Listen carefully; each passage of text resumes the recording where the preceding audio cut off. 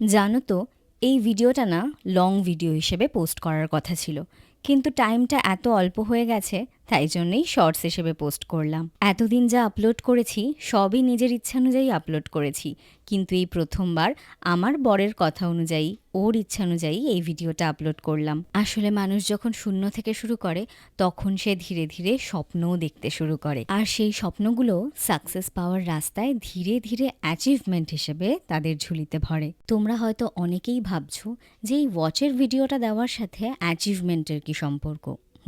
বলছি আমার হাজব্যান্ডের অনেক দিনের ইচ্ছে ছিল একটা প্রিমিয়াম ক্যাটাগরির ওয়াচ ওর কালেকশানে রাখবে, আর এতদিনে সেই স্বপ্ন পূরণ হয়েছে।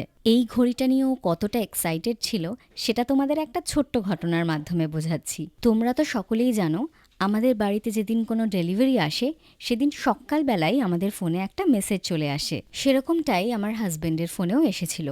ও সঙ্গে সঙ্গে ডেলিভারি এজেন্টকে ফোন করে এবং জানতে পারে সেই ডেলিভারি এজেন্ট আমাদের বাড়িতে জিনিসটা সন্ধেবেলায় ডেলিভারি করবে। এই কথা শোনার পর তো ও ভীষণভাবে ছটফট করতে শুরু করে এবং কিছুক্ষণ পর আর তর সইতে না পেরে আবার ওই এজেন্টকে ফোন করে। ওই এজেন্ট সেই মুহূর্তে কোন লোকেশনে আছে এটা জেনে ও নিজেই সেই লোকেশনে পৌঁছে যায় ঘড়িটা আনার জন্য।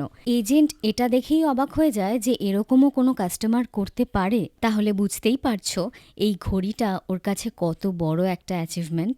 লাইফে যারা যারাই স্ট্রাগল করছো না, ভগবানের কাছে প্রে করি তারা প্রত্যেকেই একদিন খুব ভালোভাবে সাকসেস পাও।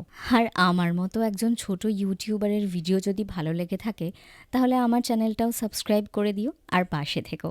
Thank you.